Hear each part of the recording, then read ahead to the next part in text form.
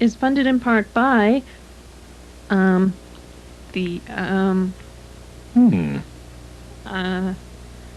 no one, okay? So stop making fun of our sets. Yeah, you people think this is easy? You know, I mean, it's not easy being us. Previously on Dirty Laundry. Town hall, where I'm headed right now. Tim is debating Mayor Newell today. Well, can't wait to see how this turns out. We're both finally going to get what we deserve. Take your time and not too tight. Announcing the Grindstone name in a public forum like this could cut the final tie between the two of you. Listen, man, it's obvious to everybody you want to have your own identity. Appearances on television would make her insane in theory. How dare he link himself to such a publicly, scandalously delicious forum? That's it. I'm double my contribution to the new campaign. Let's place the power back into the hands of the people, where it belongs. Back into the hands of a man who goes home to a hot meal and a loving family. That man is me, ladies and gentlemen. Tim Simpson.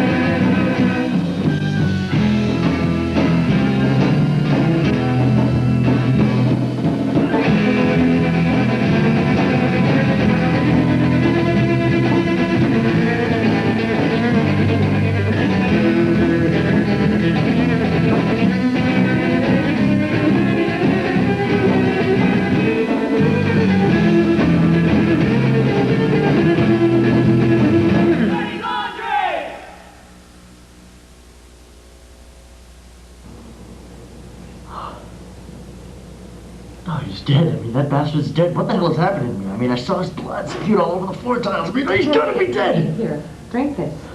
Now, will you pass it on to me again, okay? Oh my God, Mom, what is this stuff? Coffee, black and strong? Well, when I asked for something strong, Mom, like a shot of bourbon or a glass of scotch or something. Well, excuse me, this is town hall. Would you expect me to find bourbon or scotch around here? Why don't you check the mayor's desk? By the way, what the hell just happened to me? Oh, you mean back in the debate room when you started raving like a mad lunatic and fell to the ground all cold? No, honey, I mean what happened on General Hospital yesterday. Of course I mean what happened in the debate room. Naturally, we were concerned, of course, at the time. But then that nice little moderator stepped in and started giving you mouth-to-mouth resuscitation. And then we realized that you weren't dead when you revived long enough to beat the man to a bloody pulp. Hey, what? And then the police had to come and shock you with a taser things and just to detain you. So they passed out again. We had to bring you back here. And then I had to run with the First Lady. And imagine that woman trying to steal my trademark neck scarf. I don't think so. Well, naturally I was so upset. And I had enough. So while you're saying that I was out cold due to a near lethal dose of electric shock, you were discussing fashion faux pas?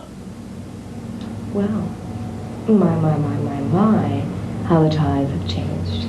It wasn't too very long ago. I myself was on the way to the Sizzler. You know, I'd say we're on some verge of blissful irony right here. Well, what about Mel? I mean, is he still around? Mel? Honey, Mel is dead. I knew that last shelter you had when you just go see her. Well, who was that guy in the conference room? Oh, you mean Mel's twin brother Calvin? Oh, of course. Oh, Mel and your twin brother. Oh, how silly of me to overlook such an obvious detail like the man who looks like identical to someone I just murdered. Well, that was murdered by someone who... Well, I think he seems kind of nice. He's a bit abrasive, but not the weirdo that Mel was. And when exactly did you find all this out? Well, excuse me. I had to do something to appear as if everything were normal while you're passed out back here. How long exactly was I passed out for? Yeah, about 4 hours. 4 hours? Oh, God, the debate, the press. What does the public think of me? Don't worry, this is okay. Now I'll come take care of everything. Don't worry. And as I was saying, it's because of Mr. Timpson's heroics during Operation Desert Storm and the whole dangerous game of chemical warfare that episodes like the one that happened today still plague Mr. Timpson and interrupt his otherwise peaceful and simple life. Thank you. Thank you for coming today. I feel Tim's pain. Imagine fighting for your country, the land that you love, only to suffer from the scars of corporate greed and oil mogul mentalities. Larry, darling, I don't think it was J.R. Ewing that sprayed nerve gas in our little Timmy's face. It was, you know, those Arabian Nights or something. Blanche, when are you going to realize that the common man is just a pawn? Bossed around their entire lives by that small yet powerful group of individuals who do nothing all day but sit on their butts and make others do their dirty work. Mm-hmm. Yeah, that's nice, Larry. Oh, now, would you be a darling and run along and bring my baby blue out front? I am awfully late for my manicure.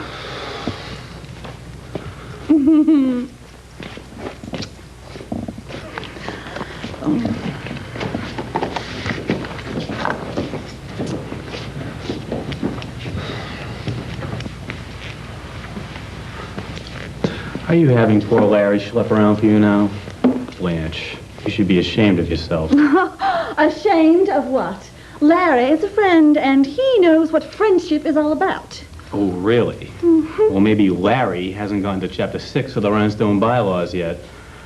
That should open his eyes to your definition of servitude.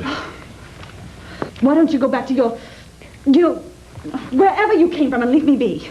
Well, that will soon be the mayor's mansion. And I'm sure the Timpsons would just love to have their very generous campaign supporter over for tea. We may even make visits to the governor's place. Oh. You know, he is quite smitten with this new regime. So help me, Giles. If Please, I prefer Xavier. Don't you push me or I'll see you... What? Just the woman I was looking for. Oh, Mr. Abacus. And why is that? Have you finally seen the light and decided to have a truly upstanding member of the community involved in your little campaign? No, actually, Blanche, I'm here to serve you this. It's a restraining order filed against you by my client, Mr. Giles. It seems you've made several threats to him, threatening bodily harm, to the point now where he fears for his life. You have got to be kidding me. Oh, no, quite the contrary. I'm very serious. So serious to the point that Judge Ito has seen that Mr. Giles needn't suffer a moment longer. In other words, Blanche, you're invading my space. Oh, I'll invade more than your face. No. You don't want to add verbal abuse to that list now, do you? Verbal abuse? If there is anyone victim of verbal harassment, that would be... that would be me. Malcolm? Yes? How is it that you, get a hold of one of these little itsy-bitsy restraining orders, Well, Blanche, I do feel for you. Really, I do. To the point where I had another conversation with Judge Ito and discussed your case. We came to the conclusion that you too are a victim. So therefore, here, it's a restraining order filed by Mrs. Rhinestone here against you. You can no longer come within 50 yards of her either until this case is discussed further with the judge. Hey. Hey. Now, neither of you can have anything to do with each other. I suggest you part and go your separate ways. Thank you very kindly, Mr. Abacus. You are a wonderful man. Larry was altogether wrong about you. You're nothing like that scum that floats along the river by the Capitol. Good day. Good riddance. What the hell was that all about? I seem to have missed a few steps in the master plan. Would you care to explain? Patience, buddy. Patience. We have her right where we want her. Out of your hair. Yeah, I understand that. But what about the restraining order against me? I don't see where this comes into play.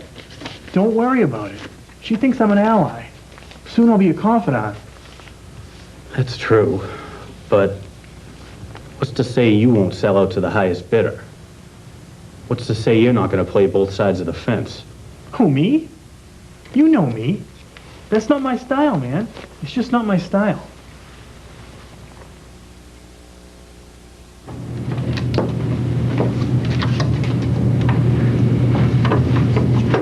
Oh, Tina, darling.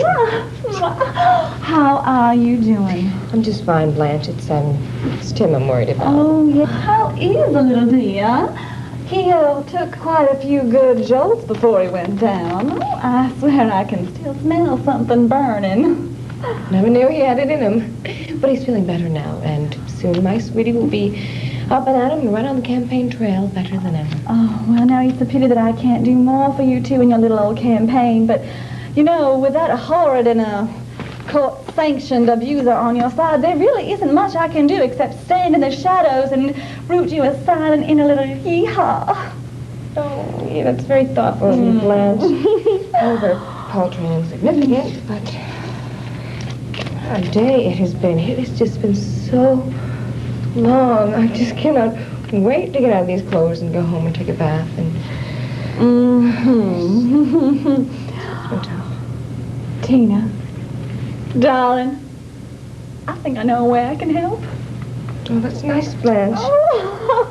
What I cannot give you in monetary amount, I can more than make up for with my wealth of fashion savvy. Fashion savvy. Blanche, you? Hard to believe, isn't it? But really, to the untrained eye, it may appear that I am just always naturally radiant and refreshed.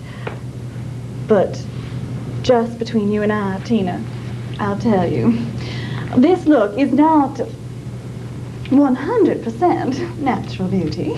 You're kidding. I kid you not. Of course, it has taken me years to reach this level of perfection, but with my help, you will be the cat's meows of the social fashion world. I like how I look, Blanche. It's sort of a cross between the social graces of Jackie Kennedy and the stand by your man, equal rights mentality of Hillary Rodham Clinton. Honey, you are entering the Cedar Falls social circle now. And I am your ticket to acceptance. Besides, Elsa Newell never had what it took to be a first lady. So what does it take, Blanche? Fringe, Tina. Look to the fringe. Blanche, it is somewhat cold out there. Oh. And since you insist on keeping the top down, I've become a bit frostbitten. Oh, Larry, sugar pie. I just forgotten all about you, you little icicle. Where is my head today? Oh, well. You're forgiven, but I do need to return to the laundromat. Well, of course, darling, of course. Just as soon as you drop me by my salon, Blanche, I'm beginning to feel a little taken advantage of here. Larry, friends do not take advantage of each other. Friends see and help each other in that hour of need. You are my friend, aren't you, Larry? Yes, Blanche. I thought so. Good then. Stop you, darling, or I'm gonna be late. Remember what I said now, darling. Fringe. Let's go, Larry. Yes, Blanche. This town is wet.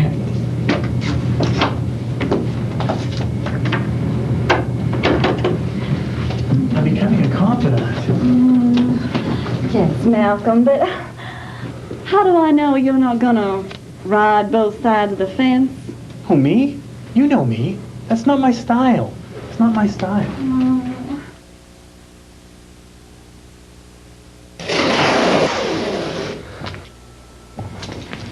Whoa! Greetings! Greetings and salutations, new friend. It's good to see you. I didn't think I'd be around so long. I've got me some laundry I have to do. Oh, please. Allow me. As a new patron and a close relative to an old friend of mine, it would be my honor to do your first load of laundry free of charge. No, thanks. I don't particularly like people pawing around on my personal stuff. Wow. You are the total opposite of your brother. But please, I insist. And I insist on doing my own damn laundry.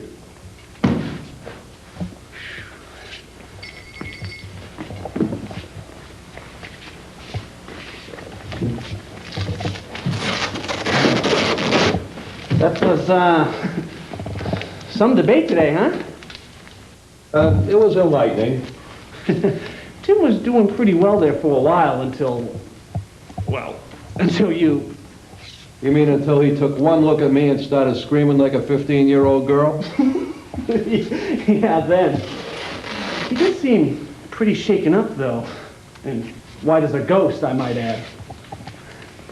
You know, either I have that effect on people, or this town is full of pansies. You know, he never did answer my question. I did get to talk to his wife later, though. She's some looker. She's the one who wears the pants in that family. Tina? Yeah, you know, she was kind of sizing me up, looking for an angle. What do you mean, looking for an angle? That's like when someone who's in the know wants to know what someone else in the know knows. I don't understand. That's a surprise. Do you know Detective Badesco? Yeah, he was, or is, the lead detective on Mel's case. He's meeting me here to discuss any progress. Oh. Great.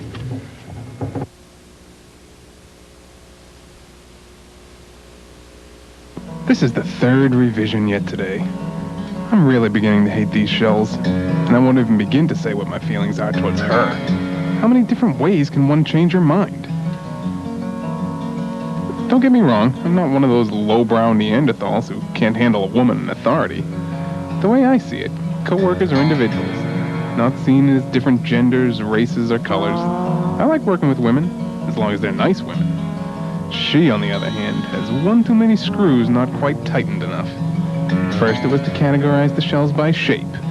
Then I needed to scrap that system and list them by age.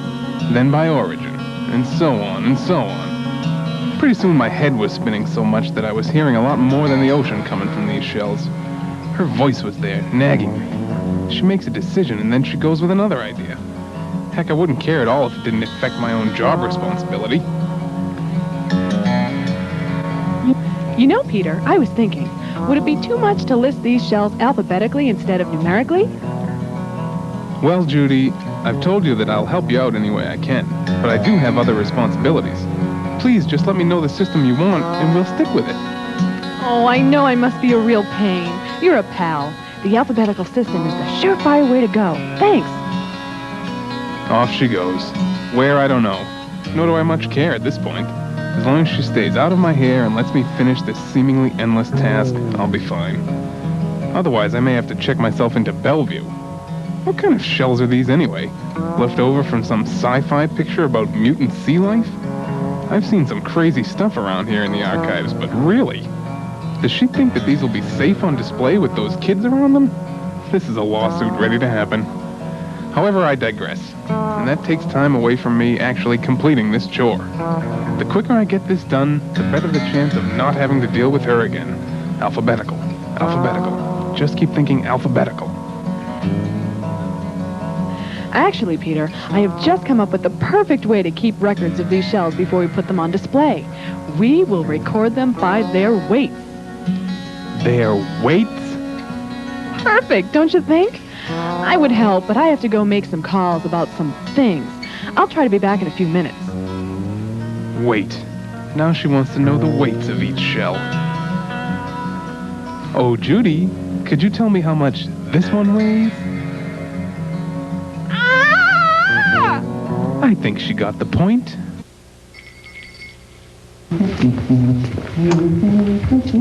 Well, we meet again, Mr. Alcala. Hi, Inspector Pedesco. It's nice to see you again. Why do I get the feeling you don't really mean that? Detective Badesco.